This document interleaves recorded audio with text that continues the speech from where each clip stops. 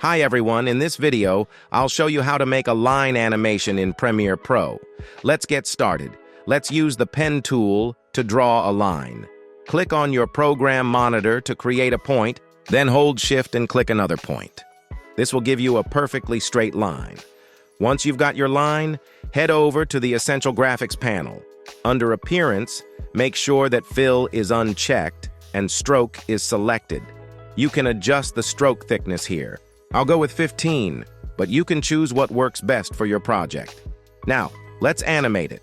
Head to the Effect Controls panel and find the shape layer you just created.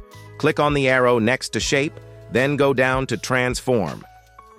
Uncheck Uniform Scale. For this line, we'll be working with horizontal scale. If you decrease the value, the line shortens. If you increase it, the line extends.